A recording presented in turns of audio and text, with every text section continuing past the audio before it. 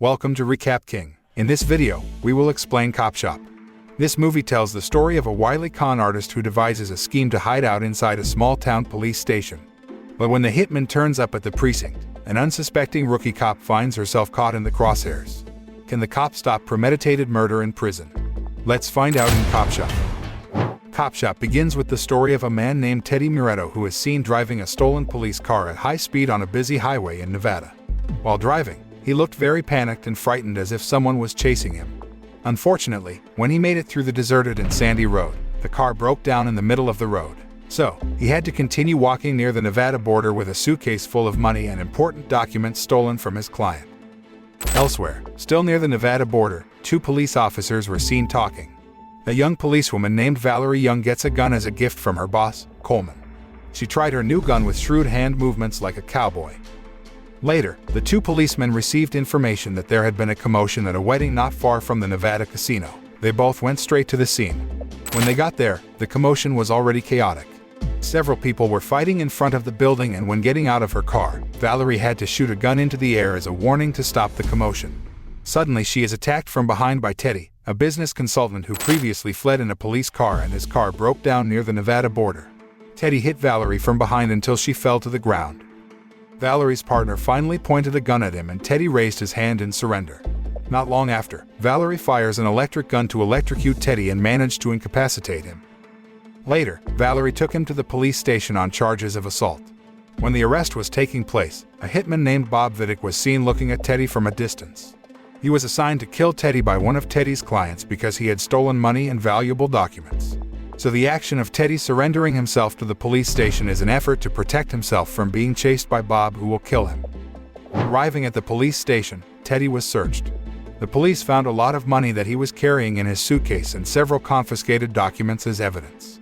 Valerie finds a gunshot wound to Teddy's stomach during a search and asks what happened. However, Teddy prefers to keep his mouth shut. Teddy was then thrown in a prison cell located at the back of the police station. He was placed alone in a cell and did not join other inmates. Meanwhile, in another room, Coleman, Valerie's boss, received a report by telephone that his subordinates were suddenly hit by a very fast speeding car. The car was driven by a very drunk person. Finally, his men took the drunk man to the police station and detained him along with another drunk inmate in a prison cell. It turns out that the drunken man is Bob, the assassin who is after Teddy and is about to kill him. Bob deliberately gets himself drunk and bumps into the police to be put in the same prison as Teddy. When he sees Bob in his front cell, Teddy learns that Bob is a hitman who is after him. Then, he tries to offer him double what his client pays so he doesn't kill him. However, Bob, a professional assassin, certainly refuses the offer and will still carry out his mission to kill Teddy. Bob's cellmate, who is also a drunken prisoner, seems to have come to his senses. The inmate didn't seem to like to share a cell with other people and began to bully Bob by mocking him. The prisoner does not know that the person in the cell with him is a very dangerous assassin. Sure enough, at exactly noon, with a swift and deadly movement, Bob was able to knock his cellmate down until he vomited blood. Bob deliberately did this to create chaos and lure the police to his cell. Hearing the alarm in the police station ringing, Coleman, the boss at the police station, went straight in to check on the situation. He went in and checked Bob's cellmate, who was lying unconscious in his cell. However, Coleman, who was bending over to check the situation, was suddenly attacked by Bob from behind, and Bob managed to grab the gun that was tucked into his waist. Bob immediately pointed the gun at Teddy and fired successively as a target to finish him off. Luckily, Teddy managed to jump and hide under the bed. Bob's intention to kill Teddy was thwarted by Valerie, who suddenly pointed a gun at him. Valerie threatens to blow her gun straight into Bob's head if he attacks. Bob surrendered and his hands were handcuffed to the iron bars in the cell. Then, Valerie helped Coleman and the inmate in the same cell with Bob to be taken to the healthcare room. Valerie rushed back into the cell and interrogated Bob and Teddy. At first, they both kept their mouths shut. However, after Valerie threatened to put Teddy in the same cell as Bob, Teddy was forced to speak up. From his confession, it is known that Teddy is an accomplished consultant where many of his clients come from the rich, officials, and mafia. However, in doing his job, he commits a lot of fraud and takes away valuable assets and money belonging to his clients. Therefore, now he is being hunted by assassins a lot. Valerie, with sharp eyes, immediately looked at Bob, who was sitting on the floor with one hand in handcuffs. Then, Teddy continued that before he was in prison in his current place, he had turned himself into the police station in Nevada. However, there are a lot of corrupt cops where he is taken to a desert in Nevada and will be killed by them because the corrupt cops are after the stolen money that he took from his client. Luckily, when he was about to be executed, the FBI showed up and a shootout ensued between corrupt Nevada cops and the FBI. He manages to escape in a police car when the situation is critical. His escape happens at the beginning of the film. Valerie took the initiative to call her fellow policewoman who served at the Nevada border, Detective Dina Skier, to prove Teddy's story. She asked Detective Dina Skier if there had been a shootout between the police and the FBI near the Nevada border as Teddy had told. However, Valerie does not know that the policewoman is one of the corrupt cops working with other corrupt cops and is hunting for Teddy. So when Valerie asked about the shooting case, Detective Dina Skier lied. Next, Valerie asked one of her police colleagues named Officer Kimball to check Bob's profile in the police database. In addition to finding Bob's profile as a hitman, Officer Kimball found the profile of another assassin named Anthony appeared on the computer screen. Anthony is actually famous as a sadistic psychopath who has the heart to kill his targets without mercy. At the same time, a balloon delivery man was seen entering the police station. Unfortunately, Officer Kimball was a little late in realizing that the balloon delivery man standing in front of him was Anthony, the assassin whose profile was visible on the computer screen. Unexpectedly, Anthony immediately shot a gun in the policeman's face, and a second later, Officer Kimball was killed on the spot. He then opened fire on all the cops that showed up. Unfortunately, all the officers did not realize what had happened in the room when they entered. They were unprepared to face Anthony because he moved like lightning as he grabbed a gun and fired at them. Not long after, Valerie entered the room and warned Anthony to drop his gun. Anthony immediately fired a bullet at Valerie without wanting to be spoken to. Valerie immediately jumped, entered the prison cell, and closed the door for cover. In the prison cell, Valerie is locked up with Teddy and Bob. The closed prison door turned out to be bulletproof, so Anthony could not break down the door even though he gave a barrage of bullets that he fired at the door. Even though Valerie managed to get into the prison cell, her stomach was badly injured by the shot that was fired by Anthony earlier. She sat limply on the floor staring at Bob and Teddy. Shortly after hearing the sound of gunfire in the treatment room, Officer Hubbard, who was accompanying Coleman, suddenly fired a gun at him and the inmate. It turns out that Officer Hubbard is one of the corrupt cops working with Anthony. They get orders from the same mobster, one of Teddy's clients. The mafia wants Teddy dead for tricking him, so two assassins compete to kill Teddy, but they work for different clients.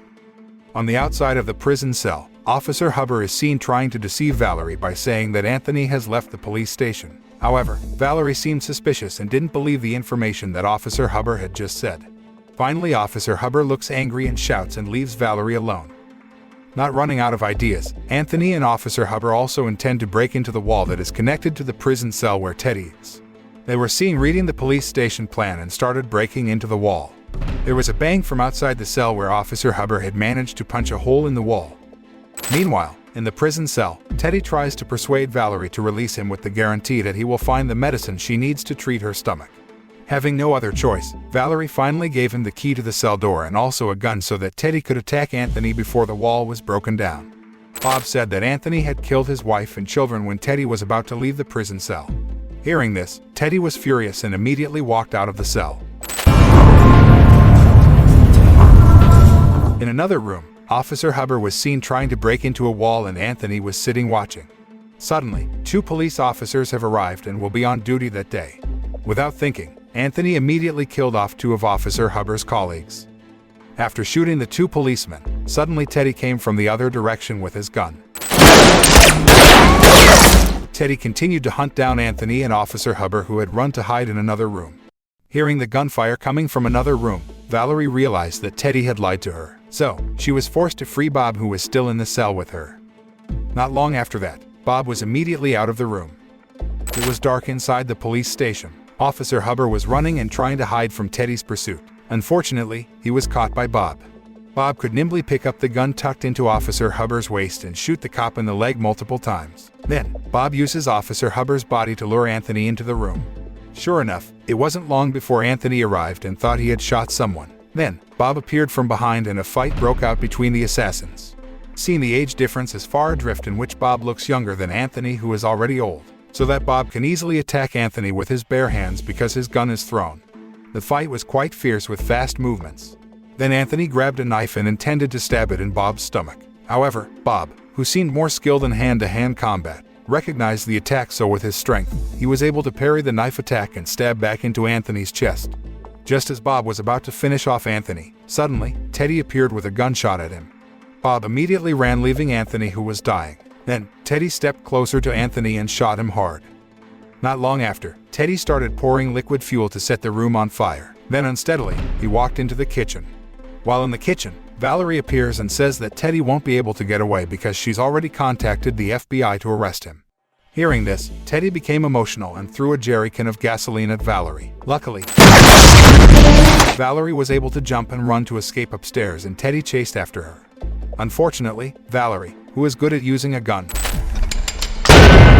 can shoot right at Teddy's chest. The man fell on the cupboard downstairs.